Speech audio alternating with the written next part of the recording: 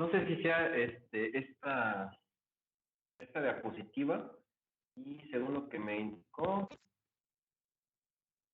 estamos en esto.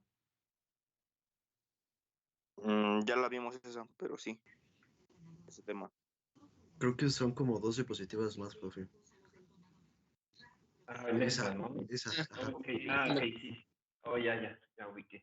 Muchas gracias, compañeros. Bueno, estamos entonces en el tema de fatiga, cargas que generan fatiga. Nada más recordando, ingenieros, que pues las cargas que generan fatiga en los árboles de transmisión flechoso-eje son las cargas que producen esfuerzos también, que cambian su magnitud más bien con respecto al tiempo, y los esfuerzos que producen esas cargas pues cambian su magnitud con respecto al tiempo. Es lo que pues prácticamente nosotros veíamos déjenme checar si tengo por aquí la presentación, una presentación donde les mostraba yo,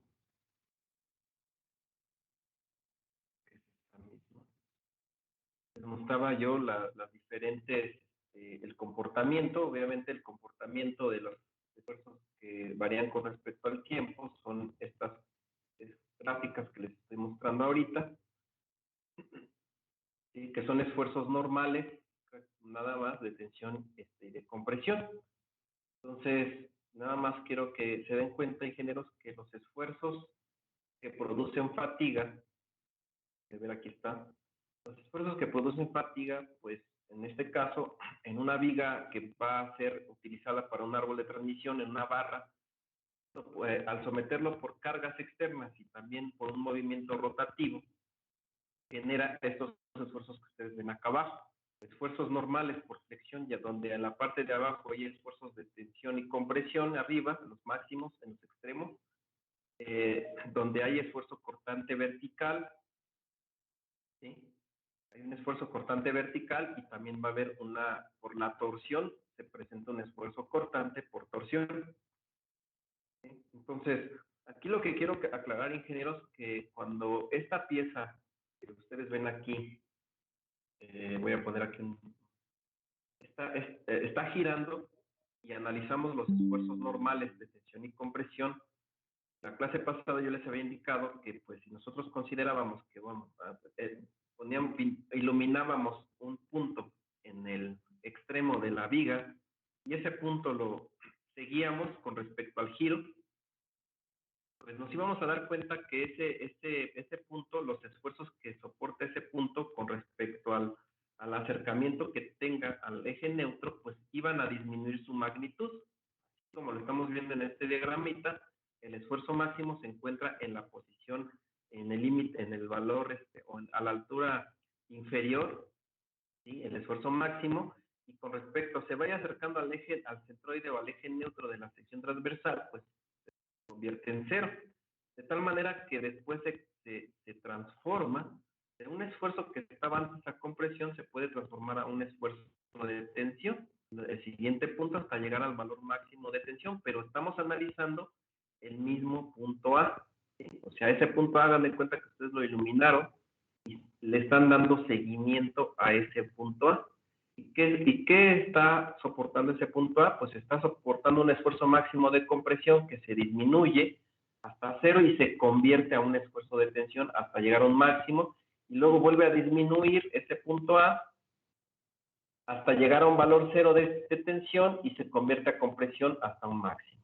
Entonces, a esto que nosotros analizamos en el punto A, ingenieros, nos damos cuenta que está sometido a esfuerzos dinámicos, donde los esfuerzos dinámicos nos indican que varían con respecto al tiempo. Cada vez que giremos la pieza, pues está transcurriendo el tiempo y está sometido el mismo punto a esfuerzos de tensión y esfuerzos de compresión en el mismo punto, ¿sí? Entonces, esto es lo que produce fatiga, o sea, cargas que varían con respecto al tiempo generan fatiga, y estos son esfuerzos que producen fatiga. ¿Qué sucede con los esfuerzos cortantes? Bueno, resulta que esta fuerza que está acá arriba, en esta viga, esta fuerza internamente, pues se le presenta una oposición, ingenieros, aquí interna, Esa oposición interna, esa fuerza es la famosa fuerza cortante. O sea, una fuerza externa que produce flexión me genera una fuerza interna en el elemento que se opone, ¿sí? Que se opone a ese movimiento. Entonces, esa fuerza cortante, pues actúa, si nosotros analizamos ahora sí que la sección transversal del elemento, actúa en esta posición, de tal manera que si yo quiero analizar el esfuerzo cortante que produce esta fuerza interna, recuerden que el esfuerzo es fuerza entre áreas, siempre pues estamos analizando una fuerza entre un área. Dependiendo la configuración, pues va a haber una fórmula diferente, pero siempre va a haber una fuerza entre un área. Entonces, ese esfuerzo cortante por esta fuerza de flexión, la magnitud máxima o la resultante máxima, a diferencia de los esfuerzos normales que actuaban en los extremos, el esfuerzo cortante por corte vertical actúa en el centro, ¿sí? En el centro de esta, pues de la pieza que estamos analizando, ¿sí? Siempre actúa en el centro. Si nosotros giramos esta pieza, la fuerza cortante máxima que está en el centro, pues nunca se va a mover, siempre va a estar en el centro, en esa misma posición que estamos viendo ahorita, ¿sí? Giramos la pieza, ingenieros, esto lo giramos, y no crean que esta flechita, este vector va a cambiar con el giro, que vaya a cambiar para acá. No, eso no sucede. Que vaya a irse moviendo. Esto no sucede. Ese sería un grave error el interpretar la fuerza cortante de esa manera. No sucede. Entonces, ¿qué pasa? Pues que la fuerza cortante vertical pues siempre va a tener esa posición y la resultante está en el centro. ¿Qué quiere decir con eso? Pues que no varía con respecto al tiempo, ingeniero, la fuerza cortante vertical. ¿Sí se entiende? ¿Sí? Sí, profe. Ahora, nos vamos con el par de torsión. Ustedes me dieron la clase pasada la fórmula, que es igual la fórmula de la torsión o del momento. ¿A qué es igual, ingenieros? La fuerza por la distancia. La fuerza por la distancia, o sea, el momento es igual a fuerza por distancia. Nosotros el momento lo vamos a considerar como una torsión, un momento de torsión. Entonces sabemos que el momento es fuerza por distancia. ¿Qué fuerza? Pues la fuerza que genera el movimiento. ¿Y qué distancia para el caso de esta pieza, ingenieros? ¿Qué distancia sería esta? El radio. El radio, ¿verdad? Entonces sería nuestro radio. Quiere decir que el momento surge de la fuerza por la distancia. Entonces, de la fuerza, pues tenemos aquí el centroide y el radio, pues sería hasta pues, el extremo de nuestra pieza. Y aquí está una fuerza. Esta fuerza, ingenieros, lo estamos analizando, podríamos decir, en su sección transversal que estamos viendo aquí circular. Es una fuerza que actúa en la sección transversal, pero esta fuerza ahora en la sección, pues provoca un corte. Esta fuerza provoca un corte aquí en esta sección. Si se dan cuenta, ¿qué sucede con el momento con respecto al radio? ¿Cómo se comporta el momento, la magnitud del momento con respecto al radio? ¿Cómo se comporta, ingenieros? ¿Qué pasa en el centroide, cerca del centroide, con el momento? Su magnitud, ¿qué sucede? Si te acercas al centro, va a disminuir. Va a disminuir, mientras más se vayan alejando, pues aumenta, ¿no? Entonces, quiere decir que el valor máximo crítico de fuerza que podría producir un cortante por la torsión se encontraría en esta punta de acá, en los extremos, algo que se parece mucho al esfuerzo normal. ¿Ya se dieron cuenta? Se parece mucho. Pero a diferencia del esfuerzo normal, el esfuerzo, pues esta fuerza que tenemos aquí, la produce la torsión, ¿sí? En el caso de los esfuerzos normales, la produce nada más la carga que está acá afuera, una carga por flexión. Aquí es una carga por torsión. Ahora, esta fuerza, pues realmente me provoca el momento. Entonces, el momento lo vamos a conocer ahora como el par de torsión. Déjame quitarles la letra. Realmente esto es igual al par de torsión. El par de torsión se comporta de esta manera. y pues la vamos a conocer como un esfuerzo cortante por torsión. ¿Sí? Esfuerzo por torsión.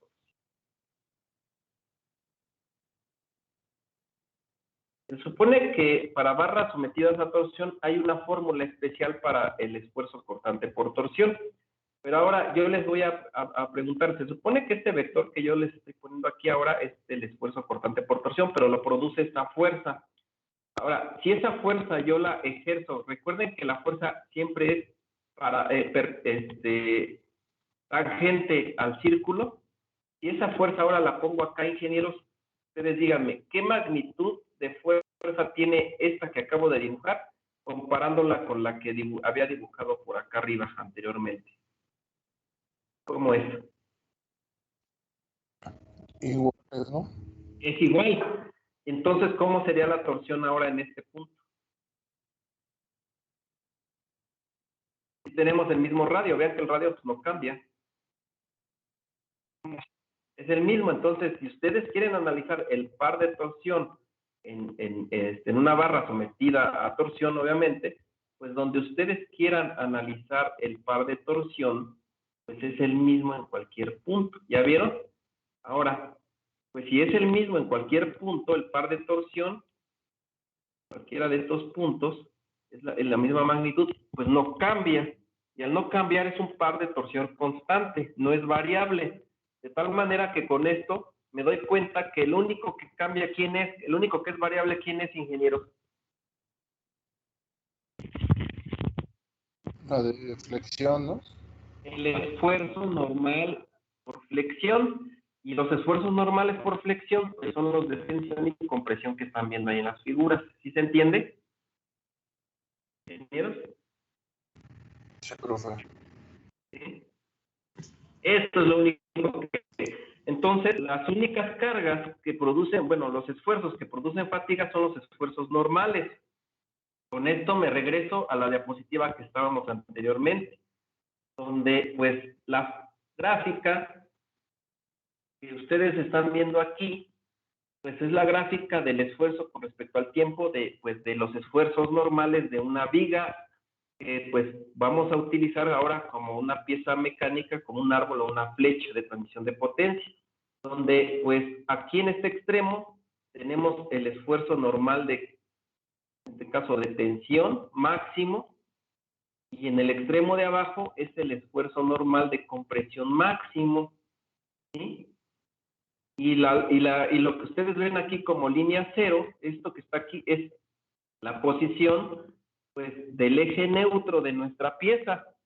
¿Sí se entiende, ingenieros? Y que si yo analizo esto con respecto al tiempo, o sea, empiezo a girar nuestra viga, nuestra barra, pues se genera una onda senoidal que desde cero, desde el eje neutro, cambia a un valor máximo, llega a su valor máximo y vuelve a disminuir y llega a este punto otra vez del eje neutro y se invierte al esfuerzo mínimo. Por eso se le conoce como tensión sucesiva o inversa, porque el mismo magnitud de esfuerzo de tensión es el mismo en magnitud para la compresión. Esto es característico en materiales dúctiles. ¿Sí? Entonces, con esto, ingenieros, pues me regreso a este concepto donde los esfuerzos que están sometidos a esas condiciones se le conocen como esfuerzos por fatiga.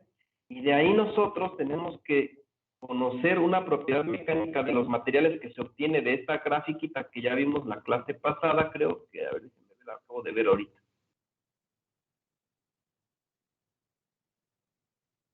Esta gráfica, ingenieros, esta gráfica, sí la vimos la clase pasada, ¿verdad? Sí, profe. Esta gráfica, ingenieros, pues no, es la prueba destructiva de los materiales que fueron sometidos a cargas dinámicas, como lo estamos viendo ahorita nosotros aquí, a esos esfuerzos dinámicos, repetidos e invertidos, y estos son los materiales que soportaron esas condiciones, que fueron los aceros al carbón con tratamiento térmico, ¿sí? Los aceros al medio carbón y los hierros. Entonces, estos materiales son los que soportan cargas por fatiga, obviamente a menor magnitud unos de otros. O sea, si quieren comparar un acero al medio carbón con un acero a tu carbón, pues la resistencia es menor. Sin embargo, pues llega un punto en donde ya soportan cargas por fatiga, esos esfuerzos dinámicos, y el valor que se obtuvo con estas pruebas, con esta gráfica, se le conoce como propiedad mecánica y es la resistencia a la fatiga. ¿Y cómo lo determinamos? Bueno, pues lo determinamos con una forma más burda, como lo dijimos la clase pasada, es con estos términos, donde el límite de resistencia a la fatiga para los aceros es igual a 0.5 de la resistencia última a la tensión. ¿Sí se entiende? Es decir, que la resistencia de fatiga de los aceros dúctiles, voy aquí a una grafiquita del esfuerzo de formación unitaria. Vean, la resistencia última a la tensión es esta, ingenieros. Vean, ¿ya lo vieron en la gráfica? Sí, profe. Ajá. Entonces nos dice que la resistencia a la fatiga de un material dúctil como un acero es 0.5 de la resistencia última a la tensión, así decía. Resulta que la mitad de eso pues está por aquí, miren. El valor que aquí nos dé es la famosa resistencia o límite de resistencia a la fatiga de un acero. El dato que nos dé por aquí. Sí, van identificando ese dato en el diagrama de formación unitaria. Sí, profe. Entonces, este valor que ustedes tomen, o sea, este valor de magnitud de esfuerzo es el que ustedes van a usar y van a buscar un material que tenga esa magnitud para que realmente garanticen que va a hallar. ¿Sí? ¿Se entiende, ingenieros? Bueno, con esto, entonces me voy otra vez al punto de las gráficas y una forma pues más recomendable para conocer la resistencia a la fatiga del material. Yo les recomiendo siempre que lo obtengamos de esta gráfica porque la prueba de la viga rotativa, donde se obtuvieron las propiedades mecánicas de los materiales, pues han sido con probetas que pues están en condiciones ideales. ¿Y cuáles son las condiciones ideales? Pues que no tienen una longitud muy grande, que su diámetro es pues pequeñito, un diámetro estándar, pequeño, que está en acabado espejo, y pues cuando ustedes quieran aplicar esto a un diseño de una viga, pues una barra o una flecha de un árbol, pues no le van a acabar espejo. No va a ser posible acabar en espejo esa pieza. Y aparte la pieza en la probeta era homogénea isotrópica, así se considera. Nosotros ya no tenemos una pieza homogénea isotrópica, porque vamos a cambiar los diámetros, ¿sí? Entonces, ¿qué va a pasar? Pues que nosotros para calcular el límite de resistencia a la fatiga de un acero, pues tenemos que conocer primero qué acabado le vamos a dar en su superficie. Entonces, si ustedes lo van a dejar tal y como se forjó, pues la línea es la primera línea que tenemos de abajo hacia arriba.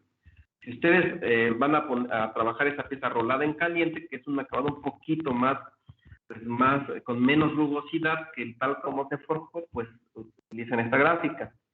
Pero nosotros vamos a hacer algo, vamos a darle forma. ¿Y cómo le damos forma? Pues con un torno o una fresadora. Y al darle forma, pues es el famoso maquinado. Quiere decir que la curva que vamos a utilizar, la general, va a ser esta curva.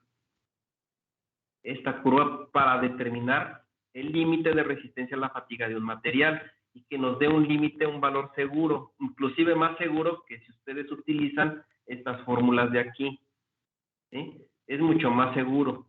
Entonces, si ustedes, por decir, van a darle un poquito una textura más fina a la superficie del material, pues le pueden dar, aquí dice el acabado a tierra, pero realmente luego les proporciono la grafiquita que corresponda a un acabado pulido espejo, o un pulido más fino, con un esmerilado, por decir, aquí hay una gráfica que tiene aquí un esmerilado, que es la que les voy a pasar. El esmerilado es que ustedes ya le den como que una especie de lijado, es un lijado que le dan al final al árbol de transmisión. Y el lijado, sí, perdón. Ok, ahorita lo metemos. Y bueno, esta gráfica yo les recomiendo que utilicemos para determinar el límite de la fatiga en unidades inglesas. el límite de la resistencia a la fatiga la van a encontrar aquí en los extremos, ¿sí? En la parte lateral izquierda, y si están en el sistema internacional, pues lo utilizan en la parte derecha, ¿sí? Para la parte de abajo, pues en el sistema inglés, lo que sí les pide es la resistencia al esfuerzo por tracción, es la resistencia última a la tracción, y en la parte de arriba está en el sistema internacional. Estos son los valores que pueden utilizar. ¿Se entiende, ingenieros? Esta información se las voy a proporcionar con esta grafiquita para que después la estemos utilizando.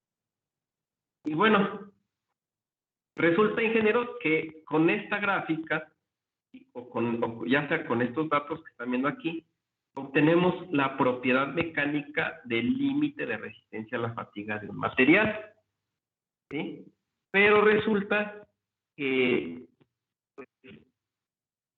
ese límite de resistencia a la fatiga de un material, pues son condiciones ideales, como yo les comentaba. Cuando ustedes quieren utilizar ese concepto a un eje, a un árbol de transmisión, pues le vamos a cambiar esas condiciones ideales. Y el valor de resistencia, límite de resistencia a la fatiga que nosotros vamos a usar, pues es un límite de resistencia a la fatiga ya no va a ser teórico. Los valores que teníamos con esta gráfica o con estos datos que están mostrándoles, les estoy mostrando en pantalla, son valores teóricos, ¿sí? Estos son valores teóricos. Nosotros vamos a calcular el límite de resistencia a la fatiga, pero real. ¿Y cómo determinamos los factores de resistencia a la fatiga real? Pues vamos a leer lo siguiente, ¿vale? Y pues bueno, aquí le voy a pedir por favor al compañero Brian. Brian, ¿nos quieres leer ahora sí que el texto, por favor, con el título?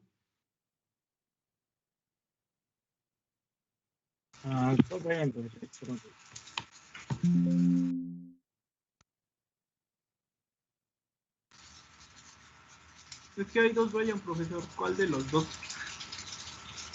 ¿Los qué, perdón? ¿Cuál de los dos es que somos dos Brian? Alfonso, perdón. Ok, dice factores de corrección para la resistencia a la fatiga, teórica o el límite de resistencia a la fatiga. Las resistencias a la fatiga o los límites de resistencia a la fatiga que se obtienen de muestras estándar de prueba a la fatiga o de estimados con base en pruebas estáticas deben modificarse para justificar las diferencias físicas entre la muestra de prueba y la parte real que se diseña. Muchas gracias, compañero. Bueno, como los datos anteriores para determinar el límite de resistencia a la fatiga o resistencia a la fatiga para materiales que son maleables, pues esos son teóricos.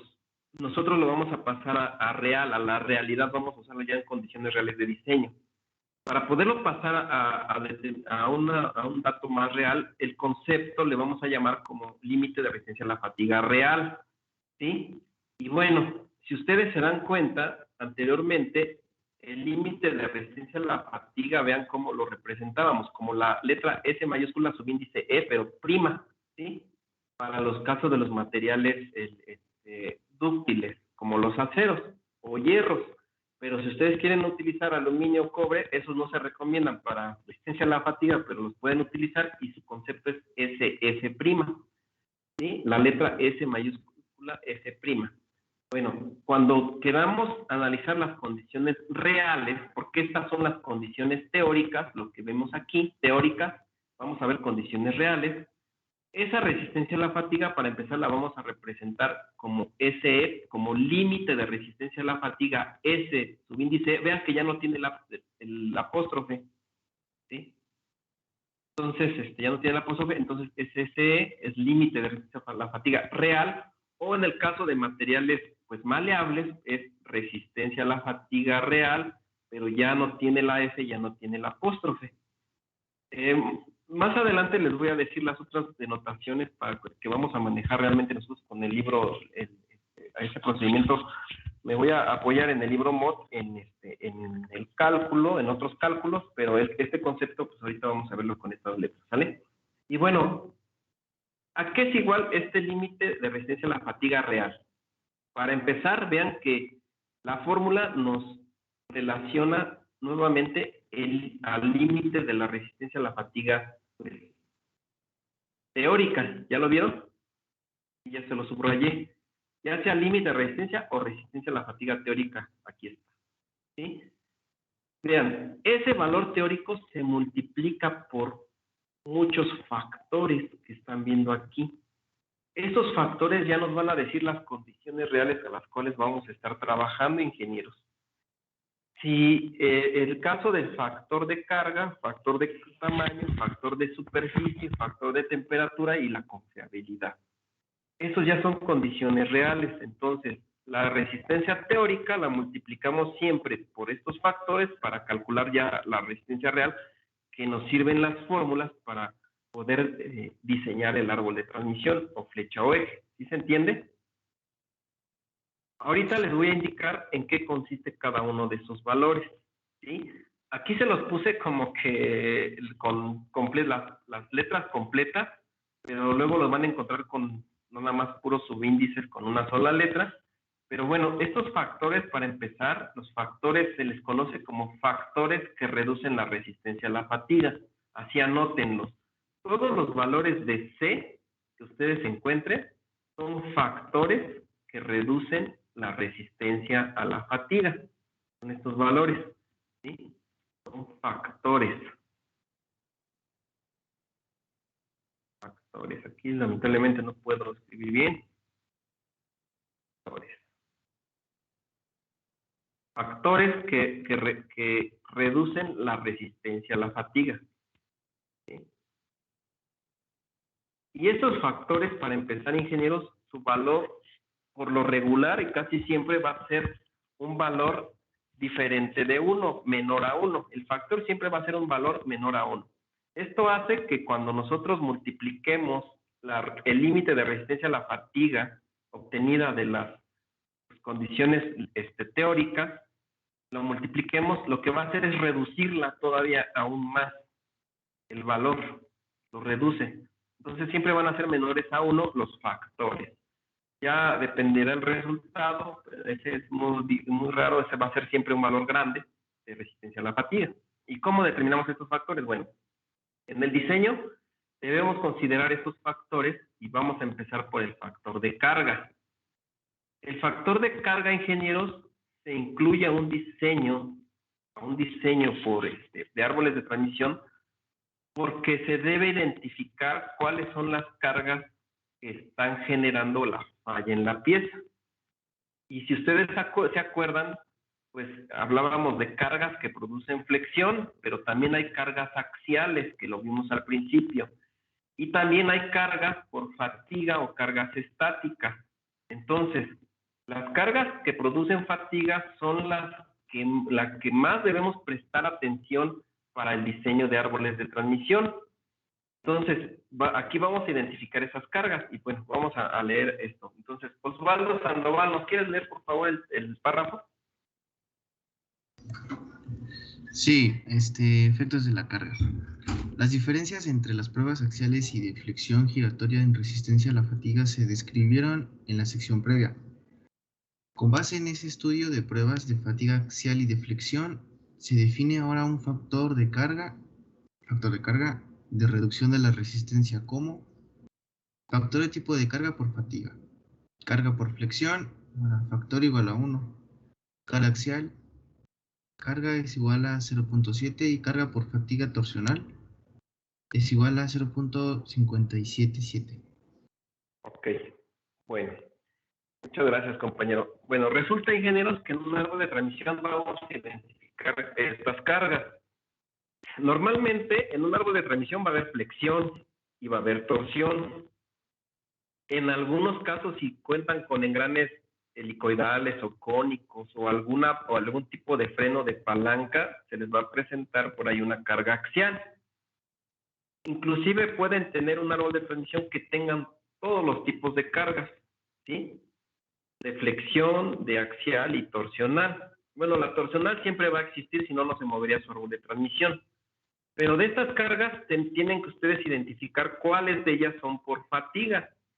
Si ustedes presentan una carga axial y que esa carga axial esté por fatiga, a los cálculos de la resistencia a la fatiga real o límite de resistencia a la fatiga real, le tienen que agregar el factor de carga y cualquiera de estos números. En el caso de una fatiga axial, se le tendría que agregar 0.7. ¿Sí? Si ustedes no tienen cargas axiales, pues no se le pone absolutamente ningún número a este valor por carga axial. Si su fatiga es por carga de torsión, entonces se le pone 0.57. O sea, que el momento de torsión empiece a variar con respecto al tiempo. O cuando la flexión está variando con respecto al tiempo, pues el valor es 1. Realmente se debe considerar, sin embargo, en estos casos, como estamos calculando ya una resistencia a la fatiga, pues sabemos que la flexión provoca esa resistencia a la fatiga y se le pone el valor de 1. ¿Sí se entiende, ingenieros? Ustedes díganme, en un árbol de transmisión, en el caso de, pues, básico que vimos, el ejemplito que vimos hace rato con las figuritas que les mostré, les voy a poner las figuras, díganme cuáles son las cargas de estas figuras que, pues, generan cargas por fatiga. Son estas, ingenieros. ¿Cuáles de estas cargas son las que serán sometidas a fatiga? Voy a borrar todo eso para que ya no se vea todo. ¿Cuál de estas tres cargas? Solamente la flexión, ¿estamos de acuerdo? Solamente pues la flexión. La torsión dijimos que era constante y la carga de corte vertical es constante. Entonces, pues, ¿qué valor entonces ustedes le pondrían como factor de carga a ese árbol de transmisión? ¿Cuál de estos tres valores? .577, profe. Estamos hablando de que la torsión tiene fatiga. ¿Tiene fatiga la torsión? Es de por flexión, es 1. Exactamente. Recuerden, aunque exista torsión, tenemos que ver si esa torsión está variando con respecto al tiempo. Y están aumentando y luego de repente la disminuyen y luego se convierte a 0 y luego cambian el giro de la torsión. Ingenieros, si no sucede eso, entonces la torsión es constante. Sí hay torsión, pero entonces será constante. ¿Sí se entiende? Como lo dijo el compañero David, realmente la que está generando fatiga son los esfuerzos normales por flexión. ¿Sí? Por tal motivo, el valor que tendrían que usar sería 1. No hay cargas axiales en este caso y aparte hay que verificar, ingenieros, porque no nada más porque existe una carga axial quiera decir que ya esa carga axial tenga fatiga, no. Si la carga axial está presentándose, pero si está constante, no tienen por qué incluir este factor 0.7. ¿Sí? Estos datos son solamente cuando estas condiciones están sometidas a fatiga. Si la torsión está por fatiga, entonces sí, tienen que incluir este dato. Pero si es constante, no. Sería, déjenlo así, sin ponerle ningún valor, y solamente el valor que le corresponda. ¿Sí se entiende? Sí, profe. Entonces, este es el caso del tipo de carga. O sea, efectos de carga nos dice el tipo de carga que está sometido a fatiga. Pues se dice factor de tipo de carga por fatiga. Que esté por fatiga. ¿Ok? Ese fue el primer dato de esta fórmula que ustedes están viendo aquí. Voy a quitarla todo lo que no interrumpe. ¿Sí? El primer factor aquí lo vamos a incluir. Quiere decir que cuando ustedes determinen la resistencia a la fatiga de esta gráfica, que es la base teórica, le multiplican ese factor por carga para encontrar el valor real de la resistencia a la fatiga. Vamos con el siguiente dato, que sería el factor de tamaño. El factor de tamaño, ingenieros, pues ocurre porque pues los árboles de transmisión que vamos a diseñar pues no siempre van a ser las dimensiones de una probeta, porque las dimensiones de una de las probetas por flexión, como aquí lo dice, pues medía 3.3 pulgadas de diámetro, un valor bien pequeñito la probeta. Pues nosotros vamos a diseñar árboles grandes, ¿no? Árboles que realmente pues nos estén pues nos sirvan para el diseño de una maquinaria. Entonces, ¿como qué tipo de árboles? Pues ahorita les presento uno, a ver si lo ven. ¿Ya lo vieron? Sí, profe. Sí, profe. Este es uno de tantos que les había dicho, ¿ok? Pues son muy grandes, entonces esto hace que tenemos que considerar factores de tamaño, ya no sería lo que es una probeta. Bueno, pues vamos a leer ahora esta información y pues le voy a pedir al compañero Javier Enrique, por favor, que nos lea la información. Javier Enrique Claro que sí, González. profe. Sí, profe, aquí estoy. Sí, lo escuchamos. ¿Me escucha? Sí. Ok. Esto es del tamaño. Las muestras de prueba de las vigas giratoria y estáticas son pequeñas, 0.3 pulgadas de diámetro. Si la pieza es mayor que esta dimensión, se necesita aplicar un factor de tamaño de reducción de resistencia para considerar el hecho de que piezas más grandes fallan con menores esfuerzos. Muchas gracias.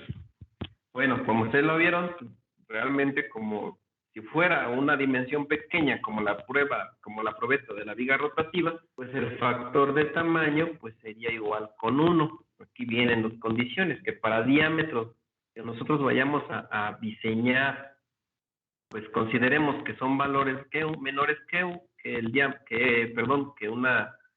una probeta de 0.3 pulgadas o 8 milímetros, pues el factor es 1. Pero aquí es donde se van a mover nuestros valores, ingenieros, porque pues la verdad nosotros vamos a diseñar árboles y flechas que tengan un diámetro mayor a esto, mayor a 8 milímetros. Puede ser entre 0.3 a 10 pulgadas, ¿sí? O puede ser de 8, que sería lo mismo de 8 milímetros a pues 250 milímetros, ¿sí?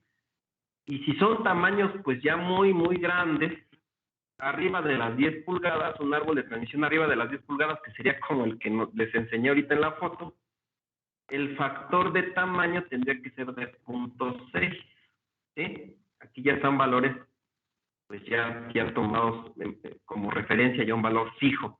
Pero si vamos a diseñar árboles de transmisión medianos, pues a lo mejor sean de 2 pulgadas, 4 pulgadas, 5 pulgadas, 7 pulgadas, hasta 10, utilizamos esta fórmula para encontrar el factor de tamaño y lo único que tendríamos que hacer es proponer el diámetro.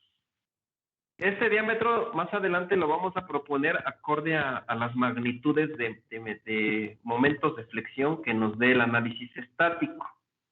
Lo vamos a proponer, pero aquí está la formulita para que igual vayan tomando nota, ingenieros. Entonces, sí se entiende que pues la carga sí influye y bueno, el tamaño más bien influye en el árbol y pues tenemos que incluir un factor y realmente disminuye la resistencia a la fatiga. ¿Por qué? Porque el puro peso del árbol de transmisión, el puro peso, pues de alguna manera genera flexión en la pieza sin necesidad de cargarlo. Ahora imagínense, le ponen algo más, una polea, un engrane, una catarina o algo que genere flexión, pues súmenle ese dato. Entonces sería más, tenemos que prever esas condiciones y ¿cómo la prevemos? Pues usar un factor que pues nos ayudaría a determinar una resistencia a la fatiga pues más pequeña, ¿sí? Entonces este dato lo sustituimos igual en esta fórmula y lo multiplicamos por la límite de resistencia a la fatiga que vamos a usar. Vamos con el siguiente, ingenieros. Voy con el siguiente, que son el factor pues aquí yo le llamo de acabado superficial, otros le llaman factor de superficie. Y pues vamos a analizar este caso, ingenieros. Entonces aquí pues le pido por favor, Mari, ¿nos quieres leer la presentación?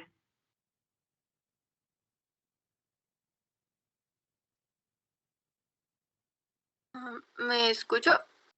Sí, ya la escuchamos. Efectos de la superficie. Los acabados rugosos disminuyen la resistencia a la fatiga debido a la introducción de concentraciones de esfuerzos. y o por la alteración de las propiedades físicas de la capa superficial. Una superficie forjada es áspera y descarburada, en tanto que los niveles de carbono bajos debilitan la superficie donde los efectos suelen ser más altos. El factor de superficie de reducción de la resistencia sub es necesario para tomar en cuenta tales diferencias. Ok, muchas gracias. Ahorita la checamos. Entonces, aquí el caso de los árboles de transmisión, ingenieros, pues, como les comentaba yo anteriormente, pues, no siempre, pues, bueno, normalmente la barra siempre la vamos a obtener desde la fábrica y su superficie va a ser rugosa. Pero tenemos que nosotros considerar esas condiciones rugosas. Y bueno, para este caso, déjenme ver si creo que al final estaba una figurita. Ya me quitó la presentación.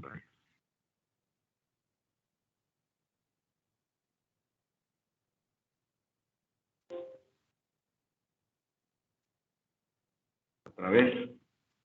Esta es la figurita, ingenieros. Y resulta que, pues, en la superficie de una flecha, pues puede que sea muy rugosa o pueda que tenga, pues, esas rugosidades generen discontinuidades mecánicas y que produzcan concentradores de esfuerzos. Entonces, pues, lo que vamos a hacer es determinar un factor de superficie, considerando esos desperfectos de nuestra elemento que vamos a diseñar. Entonces, para poder identificar esos desperfectos, pues nosotros hay que verificar cómo vamos a construir, a fabricar esa pieza, ¿no? Ya obtenemos la barra, la compramos en la tienda ya con la forma cilíndrica, con el diámetro que ustedes ya hayan considerado, que ya hayamos calculado como valor máximo. ¿Y qué le vamos a hacer? Pues le vamos a hacer un maquinado, ingeniero, ¿sí?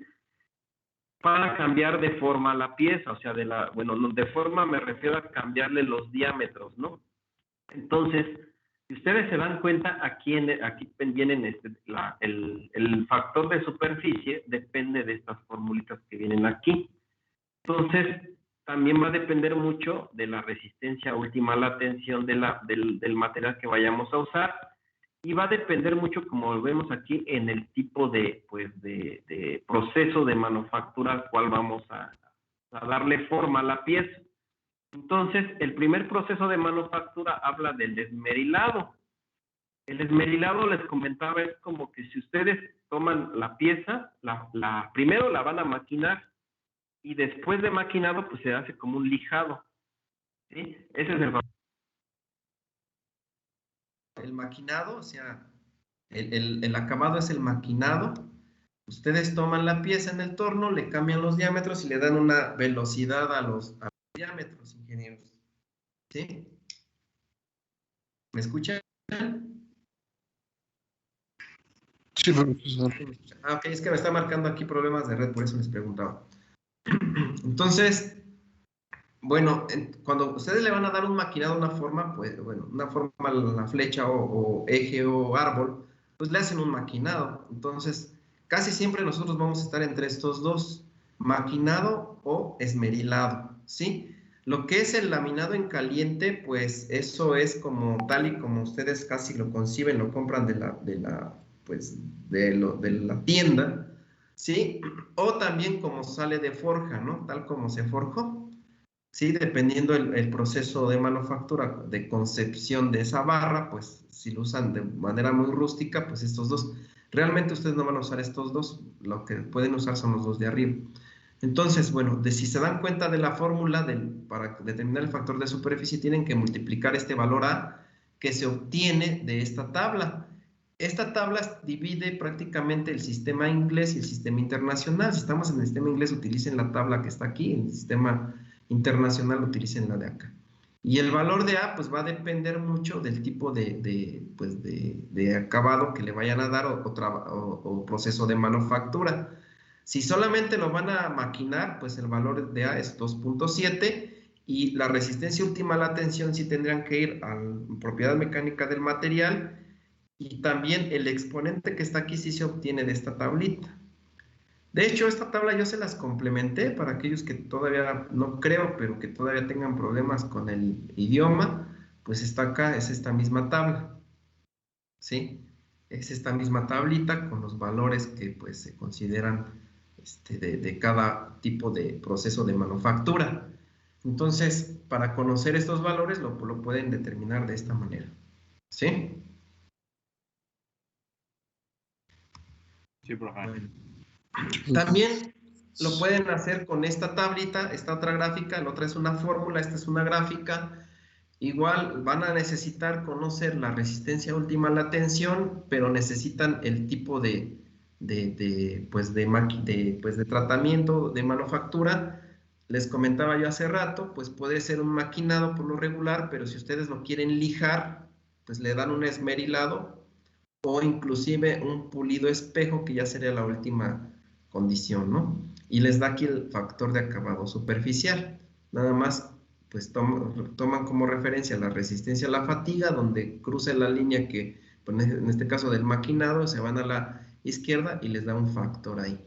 Son dos formas de poderlo determinar.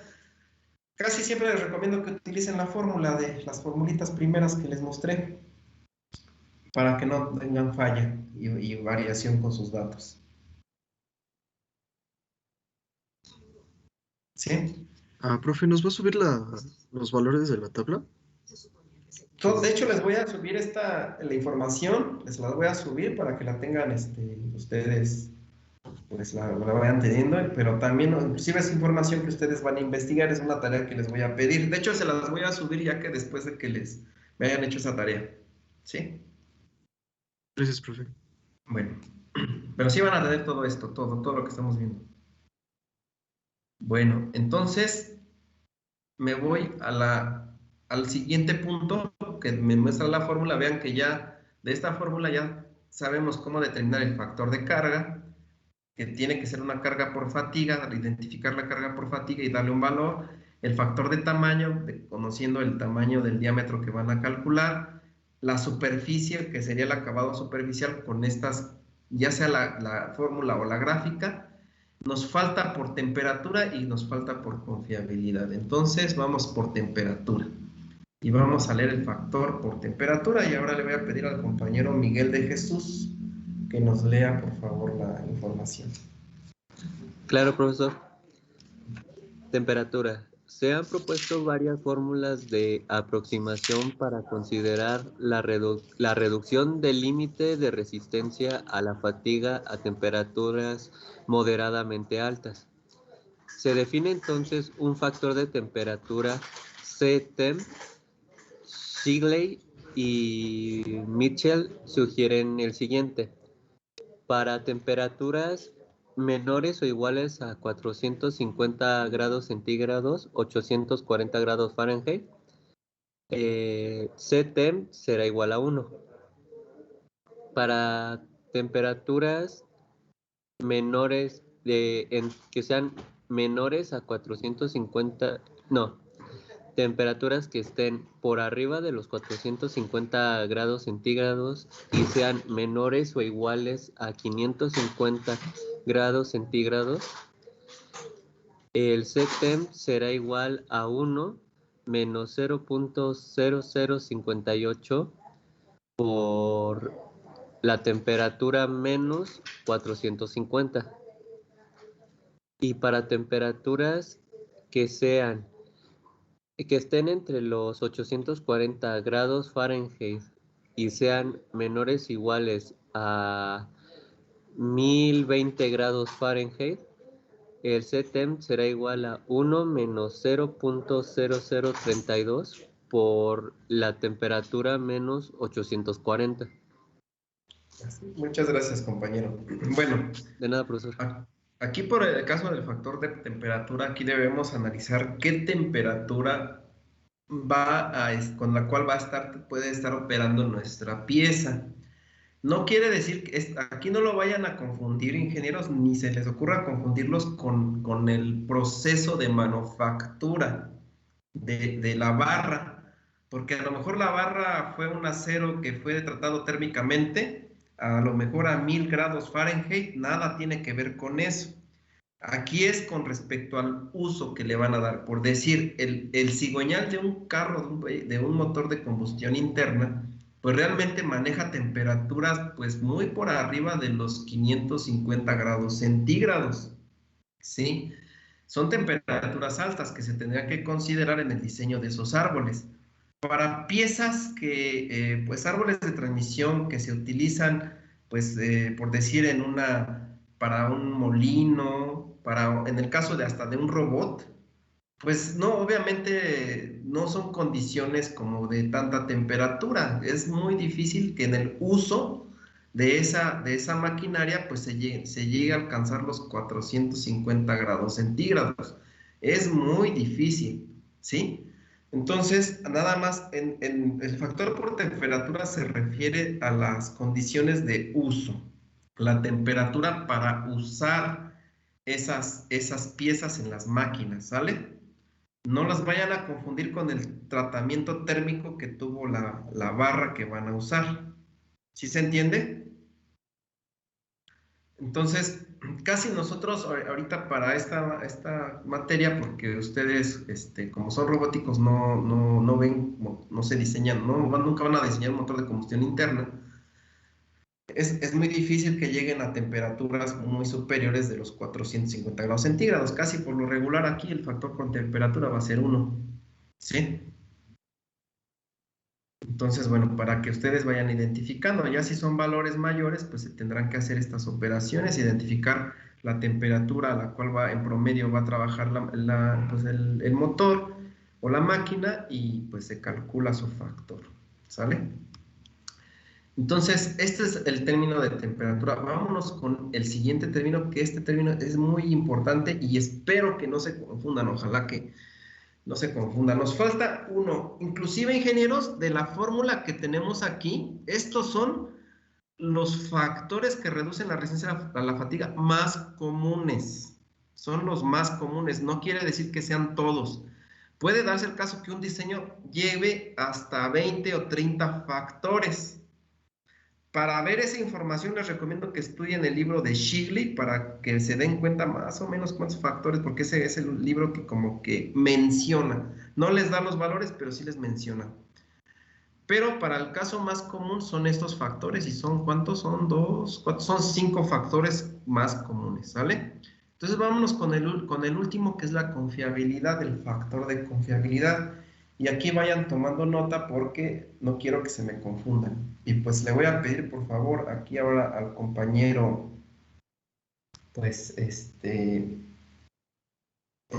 vamos con el compañero Marcos. Por favor, Marcos, Iván, ¿nos quieres leer la...?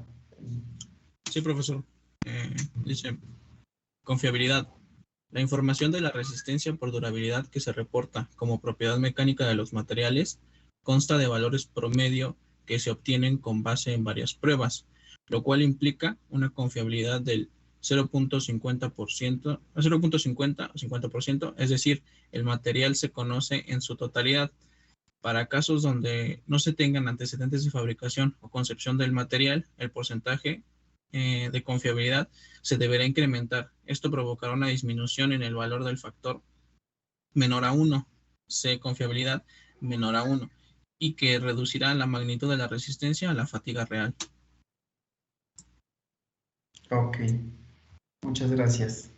Bueno, aquí vamos a ver compañero, pongan mucha atención. Aquí, para empezar, les voy a pedir que todos lo lean, por favor, lo vuelvan a leer, porque pues nos dice que la resistencia por durabilidad que se reporta como propiedad mecánica de los materiales consta de valores promedio que se obtienen con base en varias pruebas. ¿Sí? Esto implica que la confiabilidad que nosotros estemos dándole a esos datos promedios sea de un 50%, 0.5.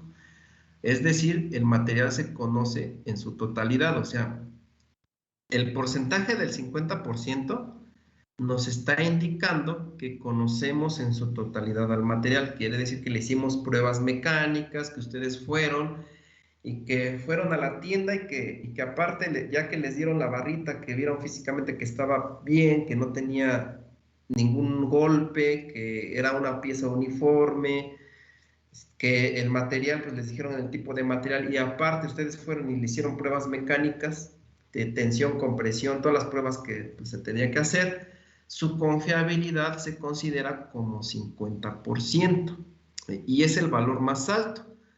El factor que le corresponde a ese 50%, como lo ven abajo en la tabla, ¿sí? Es el valor de 1. Es el factor de confiabilidad. Y dice, dice, para casos donde no se tengan antecedentes de fabricación o concepción del material, el porcentaje de confiabilidad se deberá incrementar. Quiere decir que cuando ustedes no conozcan pues los datos de ese material, o sea, que ustedes, vamos a pensar que yo les digo, miren, agárrense una barrita del laboratorio de manufactura y de ahí me van a diseñar mi árbol de transmisión. Ustedes van al laboratorio y sí van a encontrar unas piezas y a lo mejor el ingeniero encargado de ahí les alcanza a decir, esa es una 01040.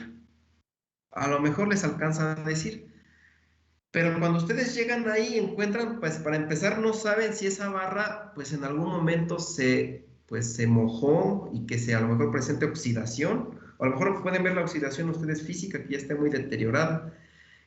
Puede ser que esa barrita, o esa barra a lo mejor también sufrió un golpe.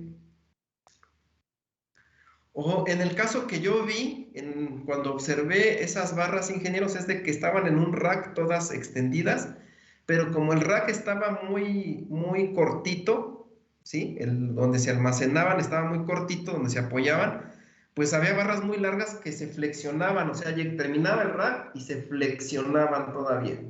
¿Quién sabe cuántos años estuvo ahí flexionada esa barra? El chiste es de que son condiciones que pues, no desconocen ustedes, que disminuye la confianza de su material. Cuando sean esos casos, cuando tengan mucha incertidumbre sobre la concepción del material y sepan que estuvo expuesto a condiciones que desconocen, aumenten su porcentaje de confiabilidad. 90, 99, 99.9, 99.999, y se dan cuenta, mientras más desconfianza haya, pues va a aumentar su valor. ¿Ya vieron? ¿Sí se entiende, ingenieros? Sí, profe. Sí, profe.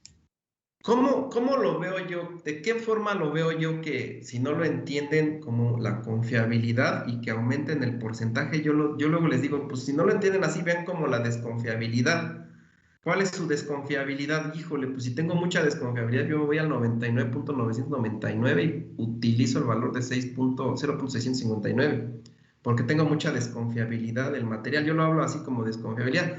Pero ustedes lo pueden ver como confiabilidad. Acuérdense que nada más la confiabilidad más alta, donde la probeta es una probeta acabado espejo, pulida, homogénea, isotrópica, que fue dimensiones normalizadas, pues se utiliza el 50% de confiabilidad y su valor es 1 del factor.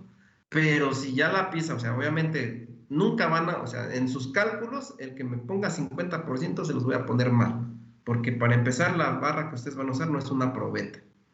Tendrán que usar valores superiores al 90% de confiabilidad, ¿sí? Entonces de aquí pues ustedes son los diseñadores y tienen valores para considerar un dato. ¿Sí se entiende? Sí, profe. Sí, profe. Sí, profe. Y bueno, entonces, como aquí lo dice, la confiabilidad se deberá incrementar y esto provocará una disminución en el valor del factor menor a 1. Todo es menor a 1 cuando ya haya mayor desconfiabilidad, ¿no? Sí, y bueno, esto hace que la resistencia del material se disminuya. Y bueno, vamos a ver las otras condiciones que ya es lo que les comentaba. Algunas de ellas las maneja el libro Shigley, otras... el libro Mott es el que pues es muy corto, creo que maneja nada más 3 casos. no me gusta la información del libro MOD para la resistencia a la fatiga, yo les recomiendo el libro Norton de diseño mecánico, en este caso, para estas condiciones. Entonces, bueno, en el caso del ambiente vamos a ver estas condiciones y pues para esto le voy a pedir por favor al compañero, ahora,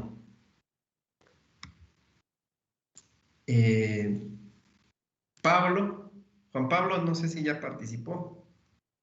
Juan Pablo Aldama. Dígame, profe. ¿No ha leído todavía? No, todavía no. Entonces, si lo lee el texto, por favor. Ambiente. El ambiente tiene efectos significativos sobre la resistencia a la fatiga. La figura muestra el esquema de los efectos relacionados con varios ambientes sobre la resistencia a la fatiga. Muchas gracias, compañero. Bueno, resulta que pues el medio ambiente afecta, también se debe considerar, y para este caso pues nos muestran unas gráficas donde pues, bueno, para empezar nos habla del número de ciclos de esfuerzo con respecto al esfuerzo que produce fatiga, y nos dice que pues si tenemos corrosión, pues qué tanto nos afecta la corrosión en nuestra pieza, y pueden determinar aquí sus características, sus propiedades mecánicas, ¿sí? Si nada más está expuesta una pieza al aire, así el intemperie, pues aquí viene su condición, ¿sí? O si de alguna manera tuvieron que hacer por ahí una cuestión de condiciones muy húmedas, pues utilizan estas condiciones de prerremojo, o pues si está aislada totalmente la pieza en vacío, pues aquí ponen otros datos. Viene por acá otra gráfica donde también nos representa la resistencia a la fatiga en el lado izquierdo, y en la parte de abajo nos habla de la resistencia última a la tensión, y esto nos dice que son solo para aceros al carbono y aleaciones de aceros al bajo carbono. Esta grafiquita nos presenta estos datos con esta línea, o para caso de pues donde vayan a someterlo, por decir, en agua dulce, los materiales, pues aquí están las condiciones también para determinar esos factores. Aquí les comento que los factores que utilicen posteriores en el caso del ambiente o de otro tipo de factores a las condiciones de uso que le vayan a dar a la pieza, ya estos son datos que ustedes tendrán que analizar y que determinar sus valores. En la mayoría de los casos van a ustedes solos a determinar sus valores.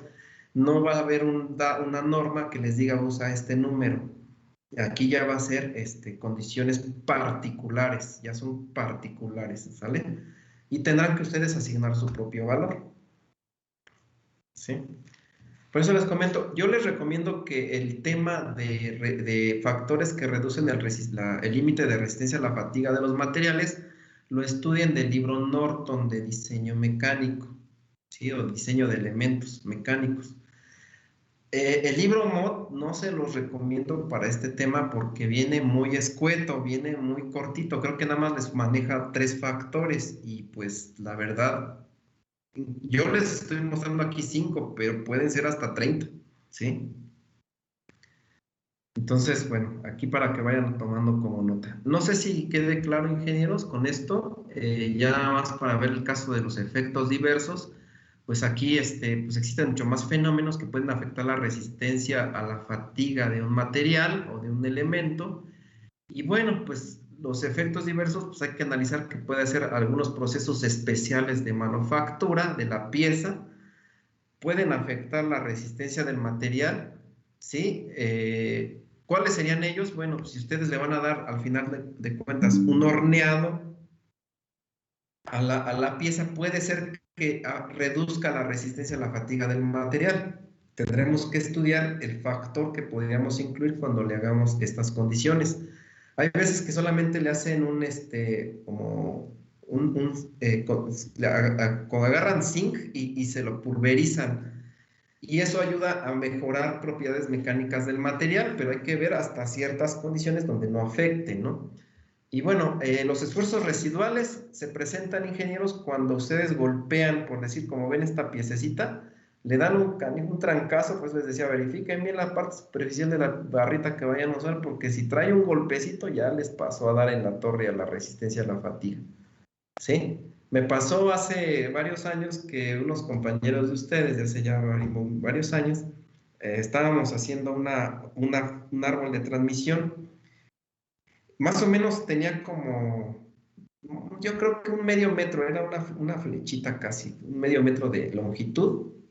Y ya lo traían ellos bien padre, que ya lo habían maquinado y que es uno de ellos que no sé qué movimiento hizo, que se les cae.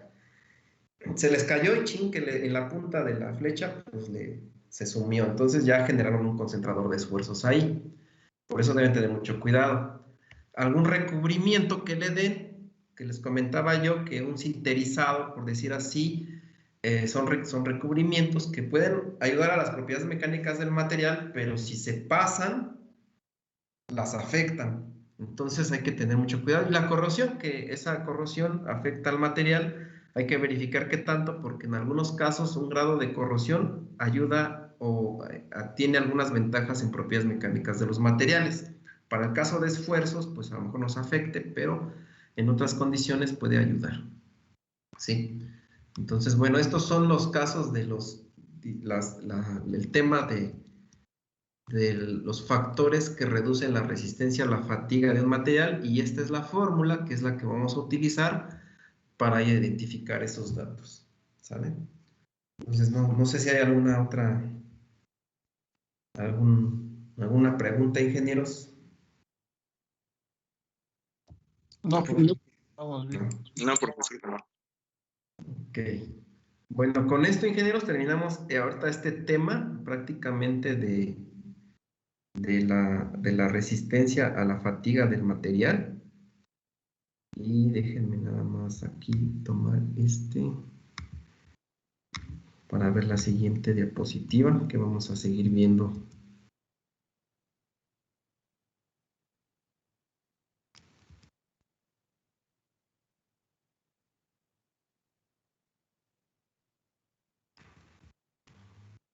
Aquí está.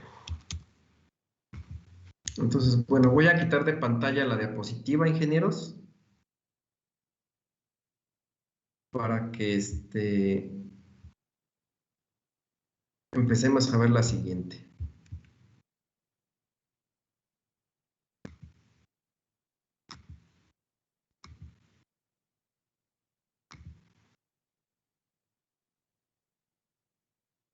Ustedes me dicen si ya la ven en pantalla. No, profe. Todavía no. Aún no, profe.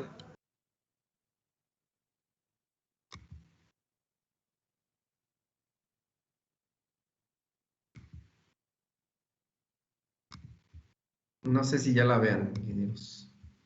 Ya se ve. Bien. Bien. Bueno, una vez que ustedes, de alguna manera, con esto que hemos visto ya en pantalla, ingenieros, vamos a ya terminar la sesión con esta grafiquita. Ya, teoría, pues ya creo que ya los han estado fastidiando un poquito, pero es importante porque son conceptos básicos. Bueno, ya identificamos lo que es un esfuerzo, ingenieros. ¿Ya lo identifican? ¿Qué diferencia hay entre un esfuerzo y una resistencia, ingenieros?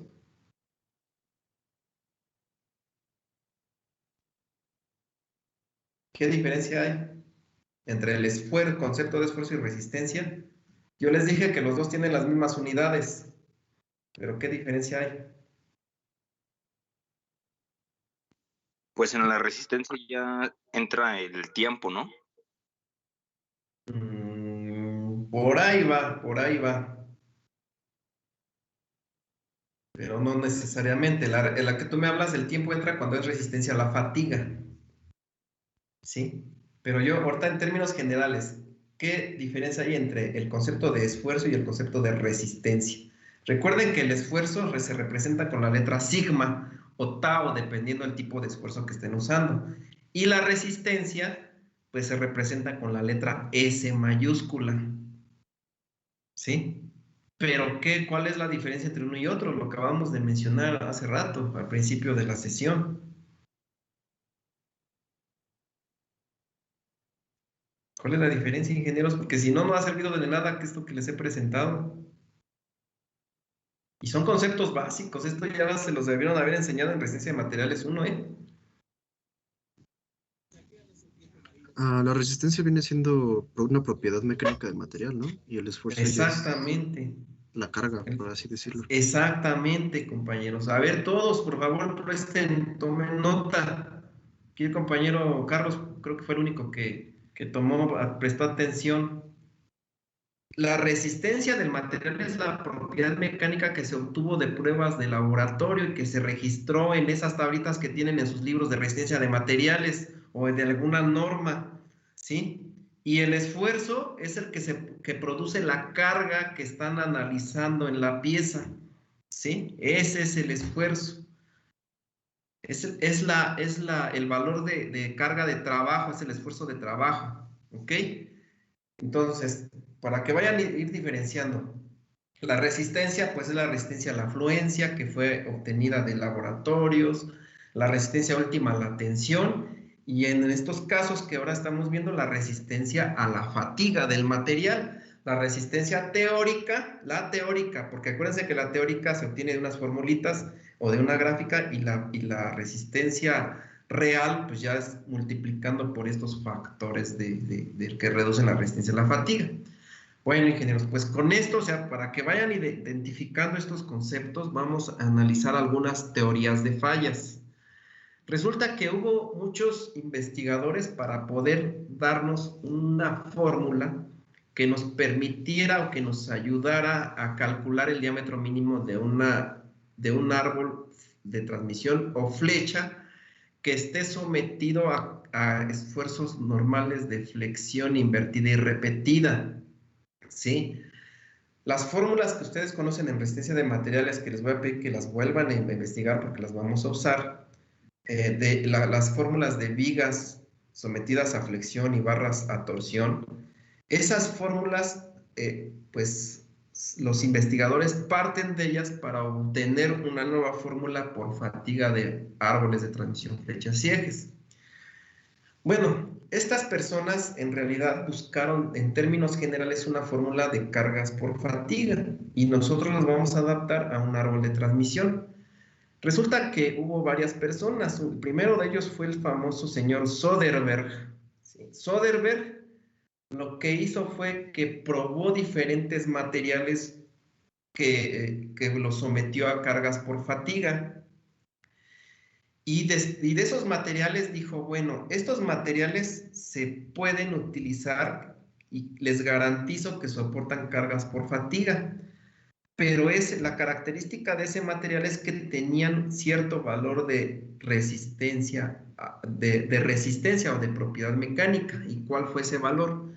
Söderberg dijo, o tomó como referencia, que la falla ocurre para él. Söderberg decía, para mí, un material que esté sometido a cargas por fatiga, la falla la voy a considerar cuando ocurra la resistencia a la afluencia.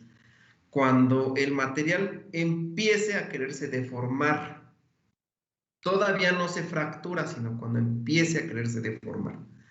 Es la resistencia a la afluencia. Entonces dijo, voy a tomar como referencia la resistencia a la afluencia y voy a probar muchos materiales por fatiga.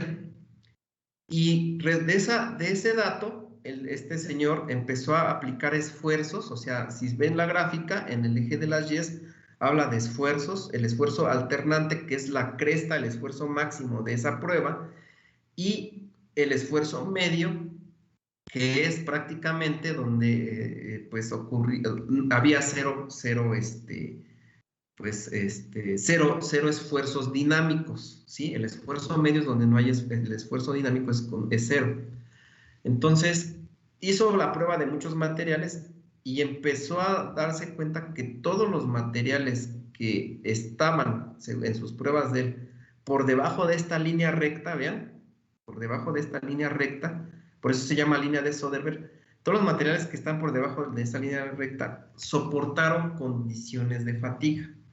Y él dijo, todos estos materiales son buenos para utilizarlos en cualquier pieza sometida a cargas por fatiga, ¿sí? Eso fue lo que hizo Söderberg y fue pues muy valioso en su tiempo. Después llegó otro señor que se le llamó Goodman. Y Goodman agarró y dijo, hizo sus estudios y dijo, no, este Söderberg es muy tradicional. porque él dice que para él la falla ocurre cuando la pieza empieza a deformarse.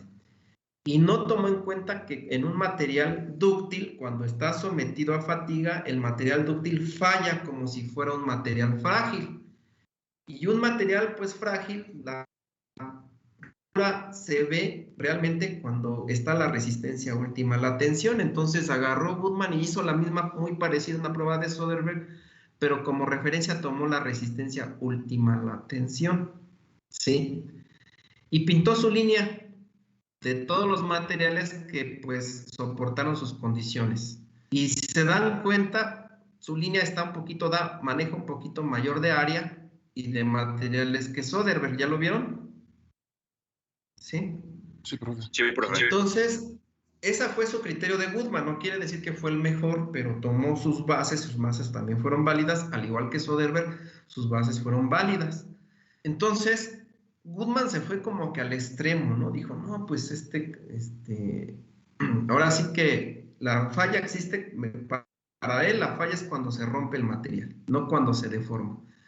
Llegó otro señor que empezó a decir, no, pues los dos, para mí, pues los dos están como que uno está muy tradicional y el otro como que se pasó de confianza del material, y fue el señor, Herbert, fue el señor Herbert. Y dijo Herbert, bueno, yo tomo la referencia, bueno, en este caso, las mismas condiciones de Goodman, donde para mí la falla es cuando el material se rompe, ¿sí? Pero, a diferencia de Goodman, los materiales que yo probé están dentro de una línea curva, ¿sí? Que es la parábola de Herbert, una línea curva. Y con esto, Herbert agarra y dice, es que Goodman dejó como que fuera muchos materiales que sí funcionan. Y yo incluyo esos materiales y le doy más apertura a más materiales que soporten cargas por fatiga. Eso fue Herbert, ¿sí? Después llegó este señor Wout y dijo, como que fue el que tomó un criterio más razonable de todos estos. Y dijo, bueno, Soderbergh fue muy tradicional, muy tradicional, porque fue muy seguro del agarro y dijo, pues yo sobre esto, si no fallan para nada y es más seguro, ¿no? Goodman tomó un poquito más de materiales, pero como referencia, y al igual que Herbert, tomó la resistencia última a la tensión, pero Wout dice, pero si el material falla, mi material dúctil falla como un material frágil y yo considero aparte la resistencia última a la tensión como falla, pues no me va a dar ningún instante como para prevenir pues esa falla.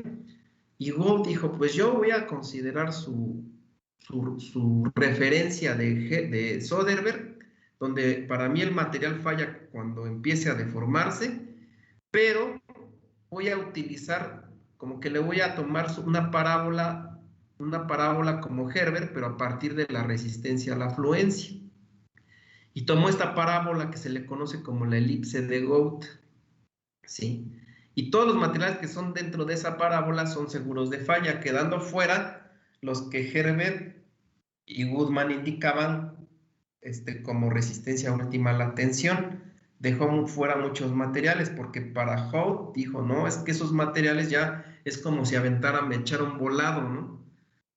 Puede ser que sí dure, pero puede ser que no dure cargas por fatiga. Y para mí lo más seguro es su frontera de Herbert, pero ahora con una parábola donde yo utilizo más materiales. Y si se dan cuenta, su parábola de Wout, pues cuenta muchos materiales de Goodman y cuenta muchos materiales de Herbert. Obviamente deja fuera algunos de estos dos, pero considera un área mayor de materiales seguros. Y entonces, a partir de la teoría de Wout, se implementó una fórmula para poder calcular, bueno, cualquiera de estas teorías nos da una fórmula para poder calcular los árboles de transmisión, flechas o ejes. Nosotros vamos a llegar a una fórmula final que utilizó Wout, pero también les voy a mostrar una fórmula que se apoya de la parábola de Herbert o Goodman. ¿Sí se entiende, ingenieros? Entonces, Y aquí surge una ecuación. ¿Ustedes se acuerdan cómo sacar la ecuación del triángulo? ¿Sí se acuerdan? ¿Para qué? ¿Para el área? Para el área, pero- exacto. No, perdón, no del área geométrica, sino que cuando ustedes analizaron, por decir, vectores, para poder determinar ciertas magnitudes, utilizaban relación de triángulos. No sé si se acuerdan de esas fórmulas. ¿La del paralelogramo? No. Exacto. Es muy parecida, no es la del paralelogramo, pero muy parecida.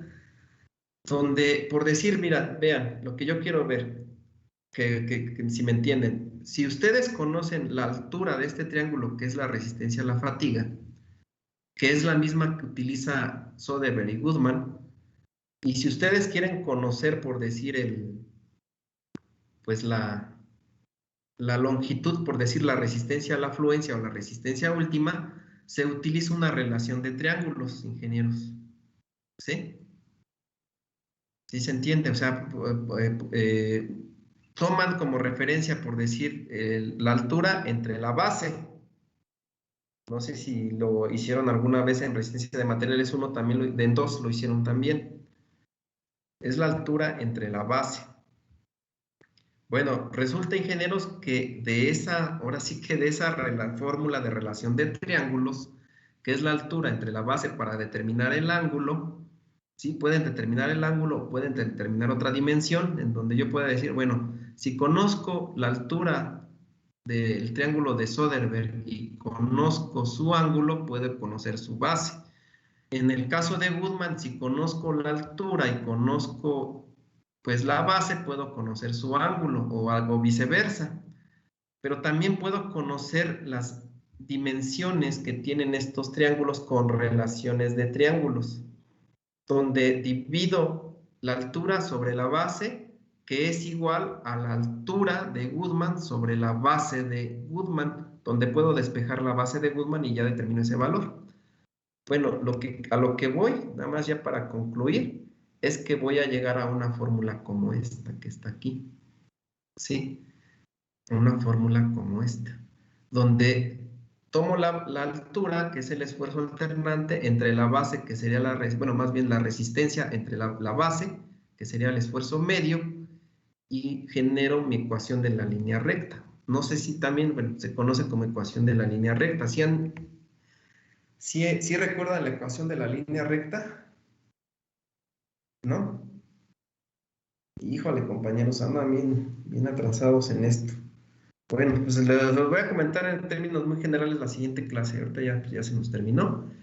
Pero quiero que identifiquen estos señores y pues de aquí surge la famosa elipse de Gould. De esta fórmula que está acá, esta fórmula es la fórmula de la elipse de Gould. Y se obtiene como si fuera la ecuación de la línea recta. Sí. Pero bueno, ya la siguiente sesión lo vemos. Nada más me acuerdan que vimos esta gráfica para poder continuar, ¿ok? Pues a todos les agradezco su atención, ingenieros, su participación. Nos vemos el día de mañana y pues que tengan un excelente día. Igualmente, ingeniero. Igualmente, Gracias, profe. Hasta luego. Buenos días.